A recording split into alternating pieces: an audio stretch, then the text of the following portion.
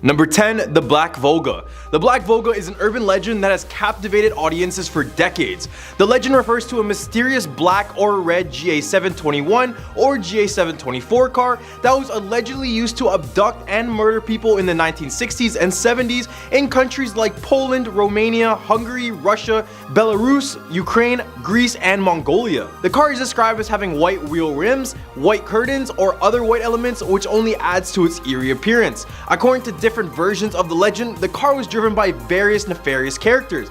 These included communist secret police, Russian mafia, and Satanists.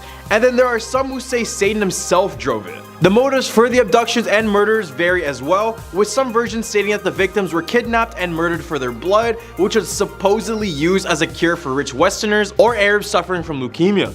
The legend of the Black Volga has become so ingrained in popular culture that it has spawned variations such as the car having horns instead of wing mirrors, the number 666 on the license plate, and even the driver asking for the time and killing the person who approaches the car to answer this question. But luckily, there's also an effective defense method for this. So they say whenever the driver of the Volga asks what time is it, you should just answer it's God's time. Then the car would just quickly vanish. Number 9. The Felixstowe Fire Demon. The Felixstowe Fire Demon sighting was an extraterrestrial sighting that took place in Felixstowe, England in 1965. The group that saw it consisted of the driver, 25-year-old Jeffrey Maskey, and his passengers, Mavis Fordyce and Michael Johnson. They were driving along an isolated tree-lined avenue when they decided to pull over to preserve gas. As they engaged in conversation, Johnson suddenly opened the car door and walked out into the murky night. Fordyce and Maskey exchanged perplexed glances as their companion vanished into the darkness, but simply assumed he had gone to use the bathroom in the woods. Just moments after Johnson disappeared, Fordyce and Maskey heard a strange high-pitched humming sound. Fordyce grew anxious as the disconcerting sound became louder, and Maskey leaned out the window to try and find the origin of the noise. It was then that he saw an oval-shaped orange object suspended in the sky above his car. Maskey estimated that the UFO was about 6 foot wide, and both he and Fordyce claimed that it was glowing so brightly that it glowed the surrounding countryside in an eerie orange glow. The following day, Johnson recovered his senses and told his friends and doctors of his harrowing encounter with an alien entity in the woods. He claimed that when he abruptly got out of the car the night before, he was compelled to do so by an unknown force, which insisted that he go into the woods. Johnson walked into the dark forest where he encountered a humanoid being with large sloping eyes that were glowing in the darkness. He also claimed that the creature was engulfed by an orange flame, and it was at that point that he just blacked out. Number 8. The Blood Countess. Dubbed the most prolific female murderer by Guinness World Records, Countess Elizabeth Bathory was infamous for her dark, gruesome truth. Born into a noble Hungarian family in 1560 or 1561, they don't really know the date, Bathory descended from multiple noble lineages and included the King of Poland and the Prince of Transylvania among her relatives. It is thought that her parents were both close relatives, and that this may have been the source of a number of health problems that she experienced as a child, such as severe epileptic seizures. After she got married at 15 years old with Ferenc Nadasti, rumors began to circulate about her atrocities. Between 1602 and 1604, the rumors about Bathory's crimes became impossible for the authorities to ignore. Lutheran minister Istvan Magyari made complaints about her both publicly and at the court in Vienna, but it took until 1610 for King Matthias II to assign 2 notaries, Andras Keresturi and Moses Reiki, to collect evidence on the charges made against her. The evidence that was collected revealed that the girls as young as 10 were being abducted by Bathory, beaten severely, and mutilated before freezing or starving to death. Some girls were allegedly burned with hot tongs, and others had parts of their face bitten off. As a result, Bathory was arrested and imprisoned for life, where she died 4 years later. The true story of Bathory is a complex and disturbing tale of a woman who committed horrific crimes against innocent girls. And while the vampire and blood-bathing legends may make for a sensational story, the truth is terrifying on its own. Number 7. The Black Monk of Pontefract. The Black Monk of Pontefract is a legend that has been passed down through history, detailing a supposed poltergeist haunting that took place in the late 1960s and early 70s in a home in the town of Pontefract, England. The home belonged to a family by the name of Pritchard, who claimed to have experienced a series of terrifying and inexplicable disturbances from the moment they moved in. The disturbances began with small occurrences such as a gust of cold wind and a strange white powder falling from the air. However, as time went on, the disturbances became increasingly intense intense and more terrifying. Puddles of water began appearing on the kitchen floor, and even a plumber was unable to offer an explanation for this. The family reported hearing loud crashing sounds and seeing objects move or disappear, and they even claimed that a heavy chest of drawers began to sway on its own. The disturbances were so intense that at one point, the family was forced to flee the home and sleep at a neighbor's house out of fear alone. Even when they returned, the disturbances continued, with the family's daughter Diane being thrown from her bed and dragged up the stairs by an invisible force. The family even claimed that after they sprinkled holy water across the home, the poltergeist responded by painting upside down crosses on the living room walls and doors and destroying crucifixes wherever they were. The Pritchards also claimed that a black cloak figure with a cowl over its head appeared over their bed, and they attributed this to the poltergeist, but it is not confirmed. Number 6, the Spring-Heeled Jack. Spring-Heeled Jack is a legendary figure from Victorian England who is said to be a fire-breathing devil man who could jump unnaturally high. The legend of Spring-Heeled Jack first started to appear in 1837, where residents of a London neighborhood began to report bizarre attacks from a figure described as a ghost, imp, or devil in the shape of a large white bull. The figure mainly targeted women, ringing their doorbells, and when they answered, it would ravage their clothes with its claws. Other sightings have him simply ambushing people who were out walking. The figure was also described as wearing red shoes or armor, and despite the skepticism from the press, the legend of the Spring-Heeled Jack continued to grow. It grew so much that the Lord Mayor of London even addressed the growing number of stories, bringing up the theory that the attacks were perpetuated by a group of wealthy individuals. Some believe that it was a group of wealthy men dressing up and scaring people on a bet. However, the true nature of Spring-Heeled Jack still remains a mystery, and as of today, there is no evidence of what this person may have been. In the hump of our list, we have the Beast of Gévaudan. In the 1760s, a terrifying creature known as the Beast began killing nearly 300 people in a remote region of south-central France called the Gévaudan. The Beast was thought to be a huge animal, but its reputation grew to be much more sinister. Reports stated that it preferred attacking women and children, and that it would remove the victim's head and drink all of their blood, leaving nothing behind but a pile of bones. Illustrators had a field day representing the Beast, with many emphasizing its goriness and preference for found victims. The attacks in Gévaudan created widespread fear, to the point that King Louis intervened, offering a reward for its capture. Despite the efforts of hunters, a dragoon captain, and even professional wolf stalkers, the Beast was not captured until September 1765 by Francois Antoine. And even then, the attacks continued. Supernatural explanations of the attack continued to circulate, with some believing it to be the work of werewolves, but most historians now agree that the Gévaudan Beast was most likely a pack of large wolves. The legend of the Beast still holds a certain level of creep factor, making it a truly terrifying urban legend from France. Number 4, the Caves of Death. I mean, the name says it all, but if you happen to be in Scotland and want to try something daring, then maybe go try out the Caves of Death. Archaeologists discovered this not too long ago and found that this was an ancient location used for human sacrifice, execution, and body disposal. So pretty much a good place all in all. Radiocarbon dating found masses of dismembered body parts, including children's head left on poles in front of the cave's entrance, which were left there 3,200 years ago. It's said that they did this because they treated this place as a shrine where they would leave those who passed away, wait for them to decompose, then collect the bones. Number 3, the Queen of Spades. Basically the Russian version of Bloody Mary. This supernatural being is said to grant wishes to anyone who suffers her, but at a price, of course. As the Joker once said, if you're good at something, never do it for free.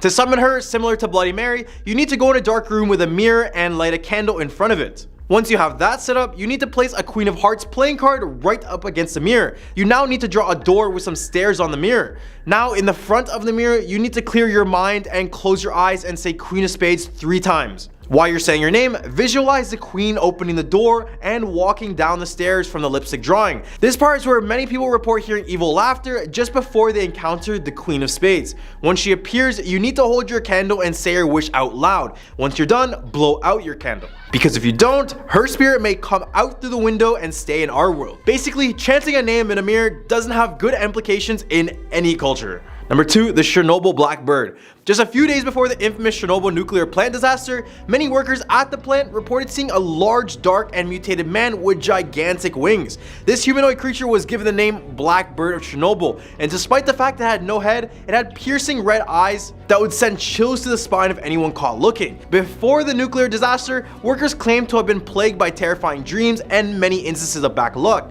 Fast forward to the day of the disaster, and now workers have reported seeing a large black bird-like creature with a 40-foot wingspan flying through the smoke of Chernobyl. Many people believe these creatures to be a bad omen since they are shown around history to appear before tragic events. Now this creature is nowhere to be found in the area, which makes many wondering what was truly haunting them at this famous nuclear plant. Number 1. The London Fog. On December 4th, 1952, smog began to cover all of London. The smog was present for 5 whole days and ended up leading to the passing of at least 4,000 people. On a regular Tuesday afternoon, a high-pressure air mass stalled over Thames River Valley. Suddenly, cold air came in from the west side and the air in London became trapped. The problem worsened by the low temperatures, which caused people living there to burn extra coal in their surfaces to keep warm. The smoke, soot, and sulfur dioxide from the area's industries, along with the stuff from cars and consumer energy usage, caused heavy smog to smother the entire city. By the morning of December 5th, it was visible across hundreds of square miles. It became so thick and dense that by December 7th, there was no sunlight and visibility was down to only 5 yards in many places. Eventually, all transportation came to a halt, but not before the smog caused several train accidents, including a collision between 2 trains near the London Bridge. However, that wasn't the worst thing. The worst effect of the smog was the respiratory distress it caused in us humans and animals, including difficulty breathing and many people vomiting. A high number of people in the area, numbering in the thousands, passed away in their sleep that weekend alone. Now, it's a little crazy to me that all this happened and so many people ended up losing their lives, but I guess you can't really control Mother Nature when it comes down to stuff like this. At a number 10 spot, we have the Chislehurst Caves. This large cave in England spans 22 miles of passageways split into 3 distinct sections named Saxon, Druid, and Roman. They all branch out and then end up linking one another soon after. In World War II, many British civilians would use this cave to hide from the bombings, but these caves date way further back than that, because they date all the way in 1250, where there are written reports of mining in these caves. Throughout history, the cave was also used as a cemetery to keep the dead, which is why many people believe it is haunted. People regularly report hearing screams, murmurs, children giggling, and footsteps echoing from deep within the cave. Locals even claim that the reports are from the spirits who passed away in the cave, trying to let the living know of the eternal suffering. At a number 9 spot, we have London Fog. On December 4th in 1952, smog began to cover all of London. The smog was present for 5 whole days and ended up leading to the passing of at least 4,000 people. On a regular Thursday afternoon, a high-pressure air mass stalled over the Thames River Valley. Suddenly, cold air came in from the west side and the air in London became trapped. The problem worsened by the low temperatures, which caused people living there to burn extra coal in their furnaces to keep warm. The smoke, soot, and sulfur dioxide from the area's industries, along with the stuff from the cars and consumer energy usage, caused heavy smog to smother the whole entire city. By the morning of December 5th, it was visible across hundreds of square miles. It became so thick and dense that by December 7th, there was no sunlight and visibility was only down to 5 yards in many places. Eventually, all transportation came to a halt, but not before the smog caused several train accidents, including a collision between 2 trains near the London Bridge. However, that wasn't the worst thing. The worst effect of the smog was the respiratory distress it caused in humans and animals, including difficulty breathing and a lot of people vomiting. A high number of people in the area, numbering all the way in the thousands, passed away in their sleep that weekend. Now, it's a little crazy to me that all this happened and so many people ended up losing their lives. Hopefully, we can learn from this. At number 8 spot, we have Maternity Hospital. This building was constructed at the end of the 18th century on the territory of the hospital for participants in the Patriotic War of 1812 against the French army of Napoleon, and initially it was a general district hospital. It became a maternity hospital in the second half of the 20th century and was closed for reconstruction in 2009. The plan of this 2-story building resembles this Russian letter. The ceilings are more than 5 meters high, and in spite of the fact that the building is totally abandoned, it still has central heating and is rather clean. Bloggers and people passionate about abandoned sites visit it on a regular daily basis. The hospital is situated in the region of Vladimir, which is 186 kilometers to the east of Moscow.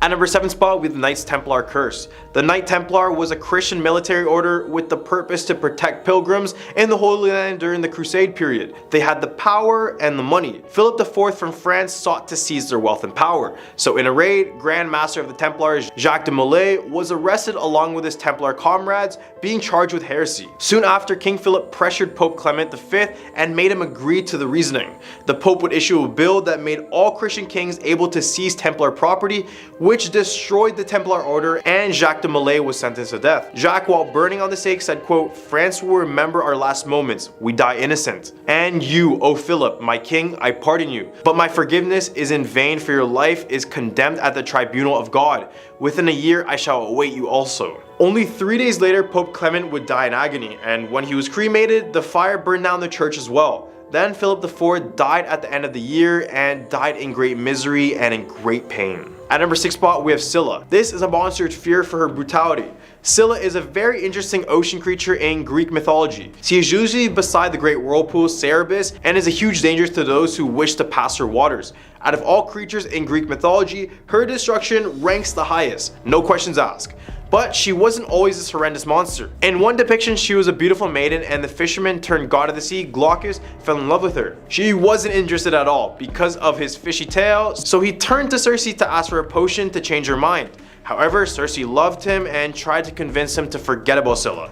Not wanting to punish the man she loved, Circe decided Scylla would suffer for her humiliation. Scylla was then transformed into a monster which had 6 serpentine-like heads, as well as the sounds of hounds spouting from her sides. There is no point in trying to escape her, cause you just can't. She is too powerful. All people who try to pass her are warned, quote, "Sail past, do not engage in a fight, as you will simply not win." In the hump of our list, we have real werewolves. You might think of werewolf stories as something only told for fun around the campfire, but that wasn't always the case. People truly believed in the existence of these creatures. In fact, in the 16th and 17th century in Europe, werewolf trials accompanied witch trials.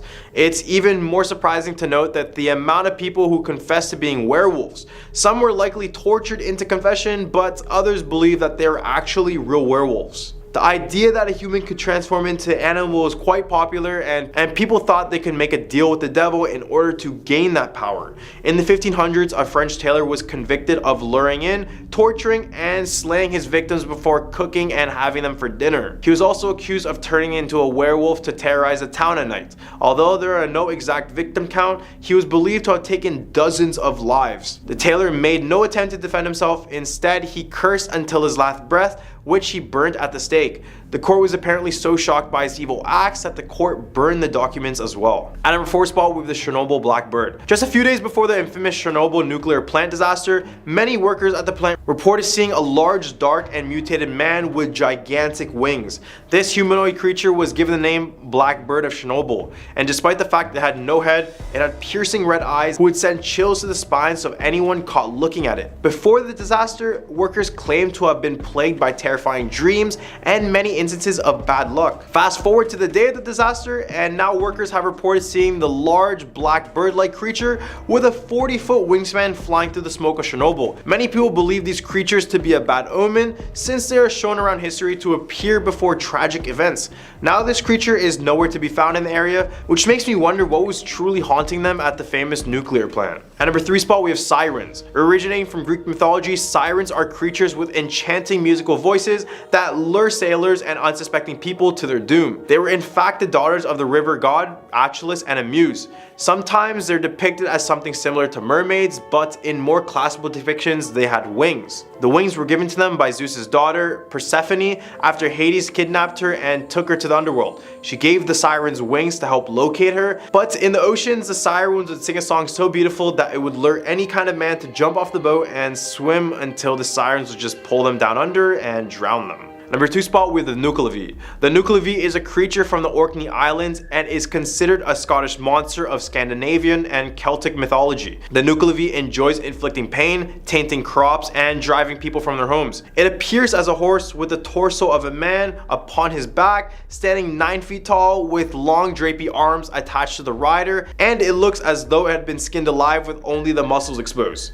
It was known as the creature of the sea that had come onto land just to wreak havoc. Its breath alone caused crops to wilt and even sicken cattle with diseases. At a number 1 spot, we have the Caves of Death. I mean, the name says it all. But if you happen to be in Scotland and you want to try something daring, then try out the Caves of Death. Archaeologists discovered this not too long ago and found that this was an ancient location used for human sacrifice, execution, and body disposal. Radiocarbon dating found mass of dismembered body parts, including children's heads left on poles in front of the cave's entrance, which were left there over 3,000 years ago.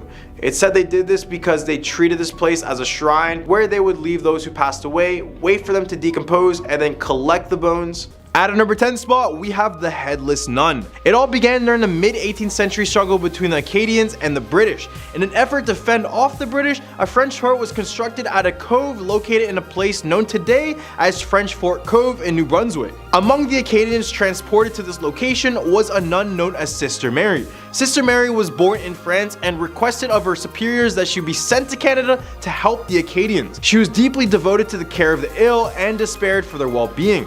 Sister Marie was in charge of a fund that was set up to assist the needs of the families, and it is said that she buried the money for safekeeping. One fateful night, while returning from assisting a very ill person, Sister Mary was attacked by an unknown person or persons. They demanded that she reveal the location of the buried money.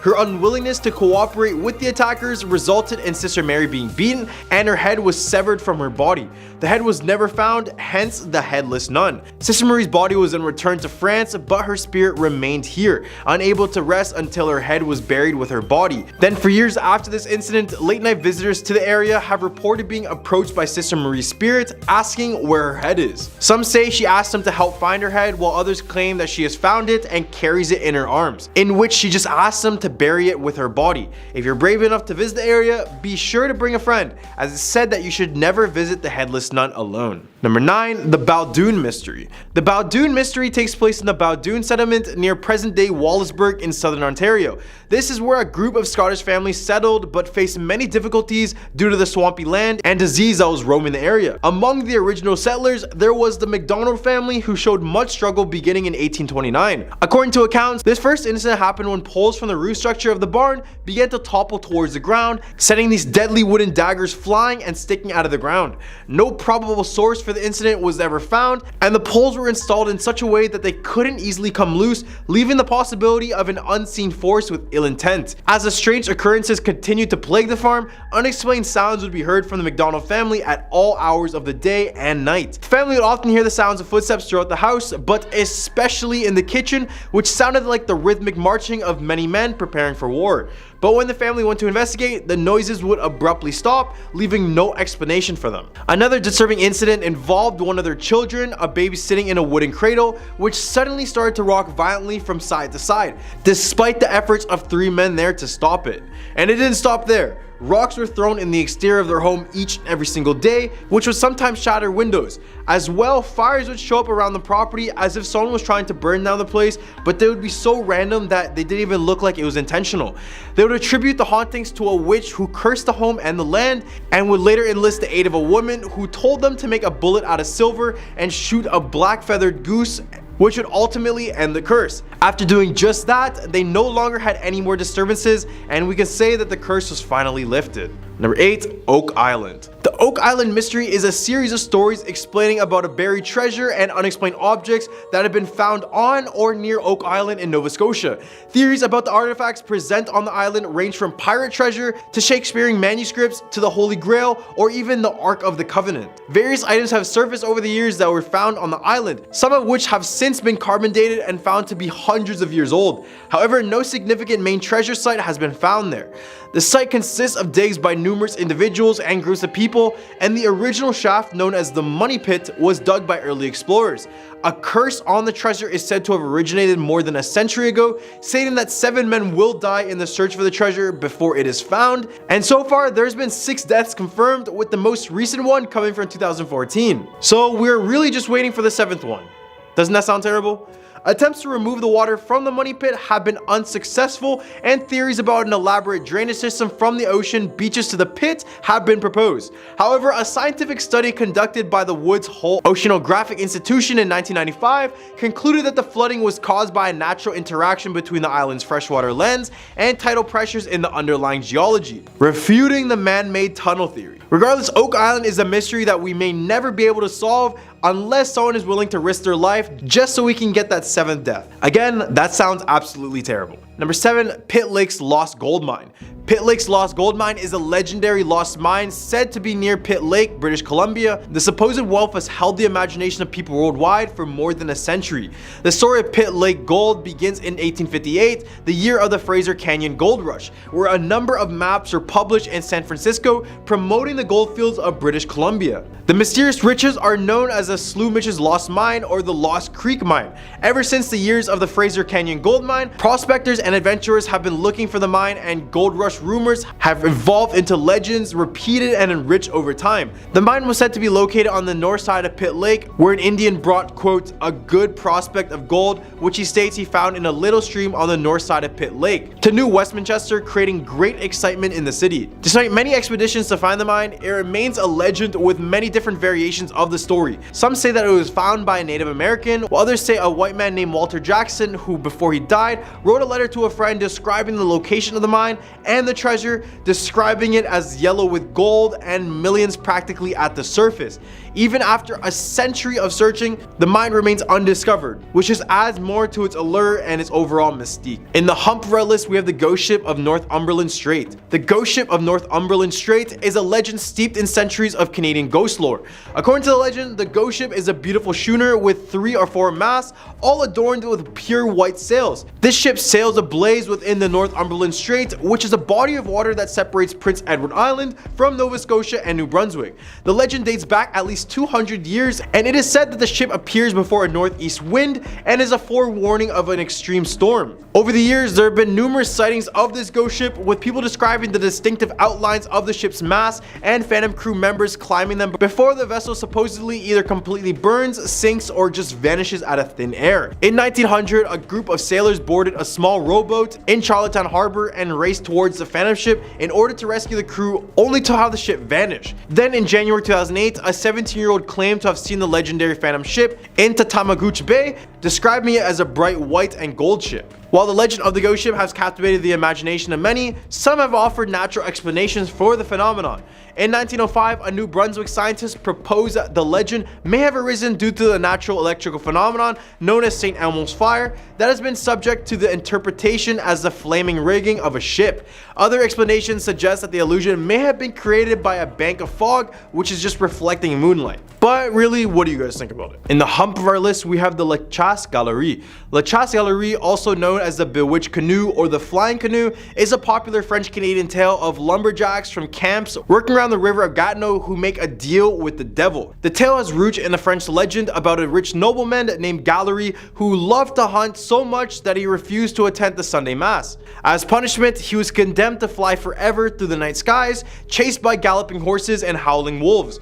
When French settlers arrived in Canada, they swapped stories with the natives, and the tale of Galerie was combined with a First Nations legend about a flying canoe. The story goes that after a night of heavy drinking on New Year's Eve, a group of voyagers yearned to visit their sweethearts who were 100 leagues or 500 kilometers away. The only way to make such a long journey and be back in time for work the next morning is to run the Chasse Galerie, which means making a pact with the devil so that their canoe can travel through the air to make their destination quickly. However, the travelers must not mention God's name or touch the cross of any church steeple as they whisk by in the flying canoe, or else the devil will take their souls. The men promise not to touch another drop of rum and take their places in the canoe, which begins to rise off the ground. They start to paddle and soon pass over the frozen Gatineau River, many villages, and even the lights of Montreal. They eventually touch down near a house where New Year's Eve festivities are in full swing, and they finally spend time with their sweethearts and still manage to get back in the morning. Although this is a sweet idea, I don't know if I would make a deal with the devil in order to just get to a destination faster. Number 4, the legend of Rose La Tulip. The story of Rose La Tulip is a French-Canadian legend that has been passed down for centuries. This eerie tale tells the story of a young and carefree girl named Rose La Tulip who loved nothing more than just to dance. On the night of Mardi Gras, a mysterious stranger appeared at the La Tulip house and asked to dance with Rose. Without hesitation, Rose accepted the offer and danced with the stranger until the stroke of midnight. However, as the clock struck 12, the stranger revealed his true identity as the devil. According to some variations of the legend, the devil disappeared into the night, taking Rose with him to eternal damnation in hell. Others claim that the priest of the village intervened, saving Rose from the devil's grasp. Regardless of the outcome, the legend says that Rose would later enter a convent and die a few years after. This legend is one of the many examples in French-Canadian folklore of girls dancing with the devil. These stories have been used as a cautionary tale for young girls, warning them of the dangers of dancing with strangers, particularly during Lent or on Sundays. The legend of Rose the Tulip is a chilling reminder of the consequences of succumbing to temptation and the dangers that can lurk in the shadows, even on the happiest of occasions. Number 3, the Fairmont Banff Springs Hotel. The Fairmont Banff Springs Hotel has been supposedly haunted since 1888. One of the most famous ghosts seen at the hotel is the Ghost Bride, who is either seen on the main staircase or in the hotel's ballroom. The Ghost Bride story goes that on her wedding day, something startled her so bad and caused her to slip and fall. Some say that her heel got caught in her dress, or that her dress just got caught in a candle's flame and went up and engulfed her. Whichever story is true or not, what is known is that she passed away on that very staircase. Ever since, hotel staff and visitors claim to have seen the veiled figure walking up and down the stairs every single day. And on the other hand, others claim seeing her in the ballroom dancing since she has never had the chance to dance with her husband. Man, this has to be one of the worst wedding disasters ever. Number 2, the Old Finch Avenue Bridge. The Old Finch Avenue Bridge is a Bailey bridge in Toronto that dates back to late October 1954.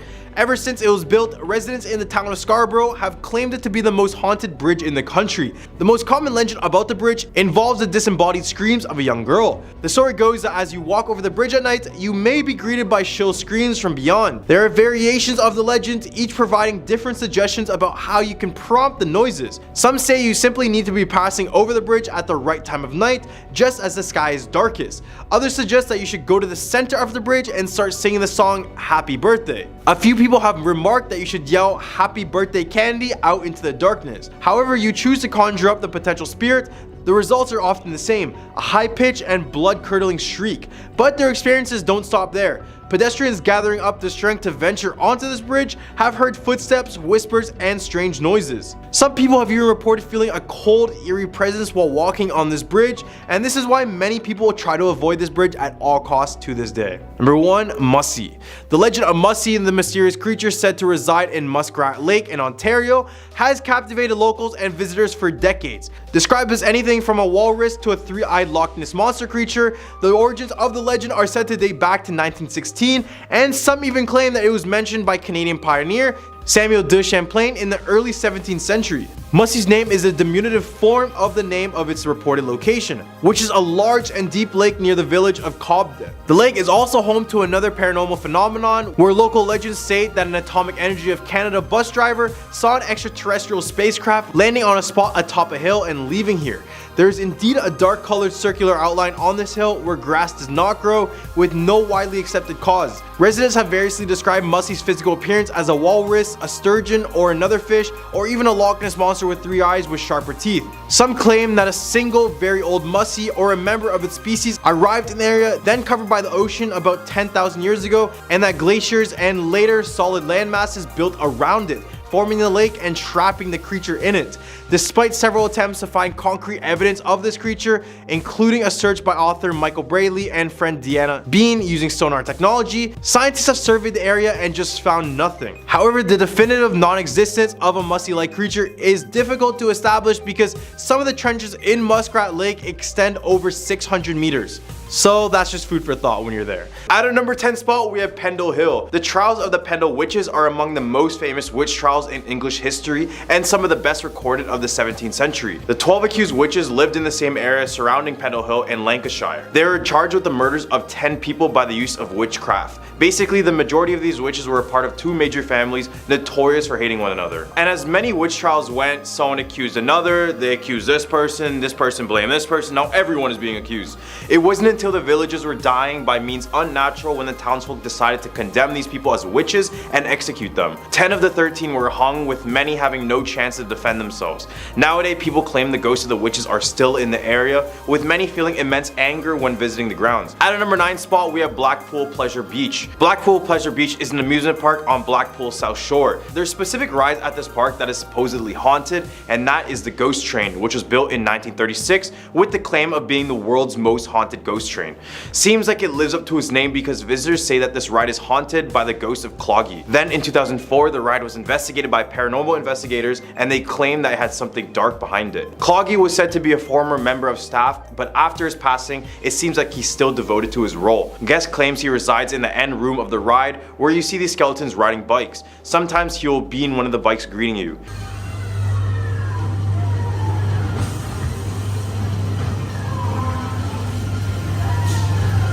At number 8 spot, we have Raham Hall. Raham Hall is a country house built back in the 1600s, and after nearly 400 years, it stands strong to this day, but it has a dark history attached to it as well. The story goes that in the 1700s, Lady Dorothy Walpole of Raham Hall was met with an unfortunate fate.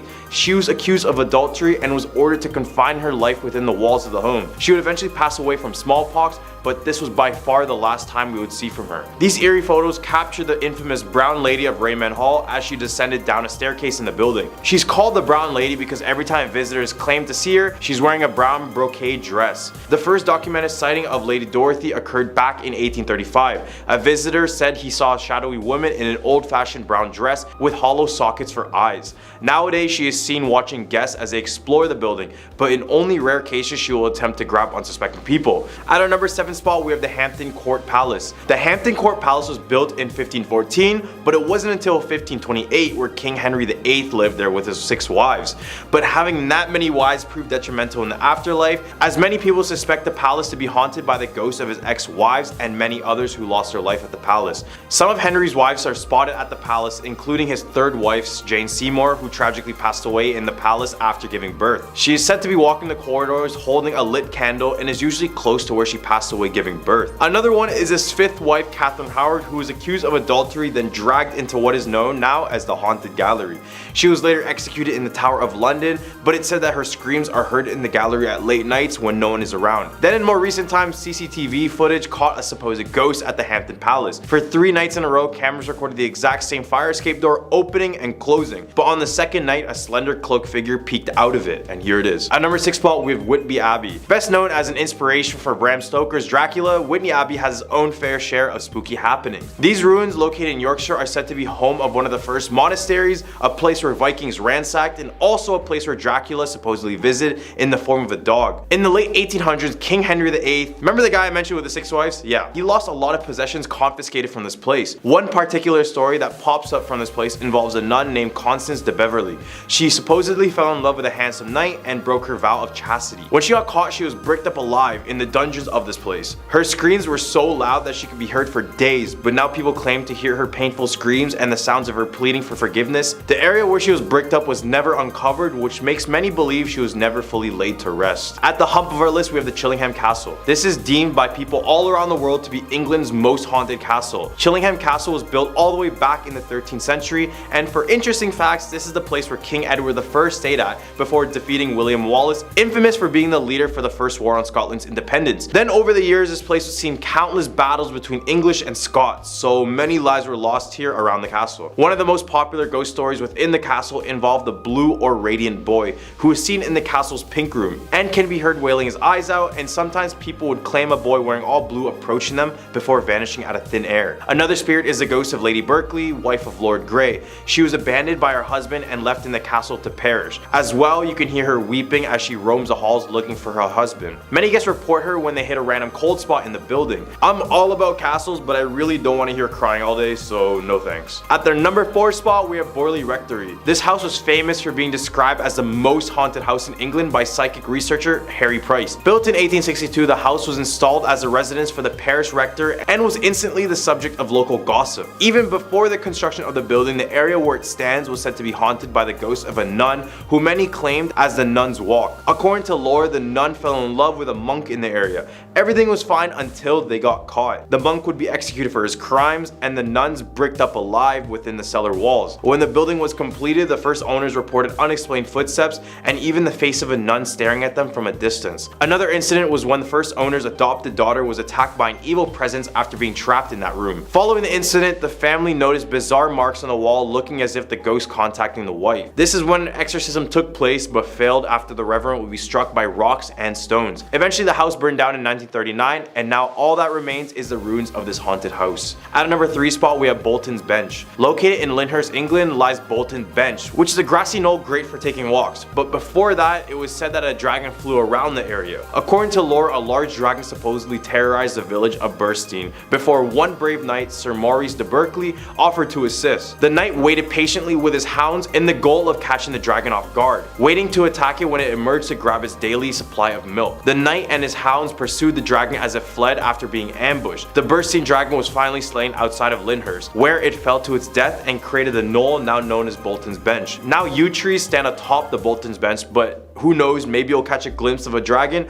or even better yet, the dragon bones might be lying just below you. At number 2 spot, we have Minsden Chapel. Minsden Chapel, located in the wooded area of Hertfordshire, dates back to the origins back in 14th century. Everything we talked about on this list is old, so what did you expect? Here lies a ruined chapel with a dark history associated with it. Reginald Hine was a local historian who researched into the chapel's history extensively. He did so much he ended up falling in love with the place altogether. It was during one of his visits in 1907 that his companion W.T. Latchmore photographed a phantom monk coming out of the ruins. Then after a few decades, Reginald took his own life from strange circumstances at a railway station. It's said that he calmly stepped in front of a train while in the midst of a conversation with one of his friends. At number 1 spot, we have the Tower of London. Since its creation in 1067 AD, the Tower of London has gone through a dark and bloody history. This tower harbors many ghosts, so focus up. In 1483, 2 young princes were murdered inside of the tower, which were discovered underneath a staircase 200 years later. Now guests claim to see the shadowy apparitions of 2 lost boys holding hands as they walk through the halls and floors of the tower. Another spirit is that of Anne Boyle,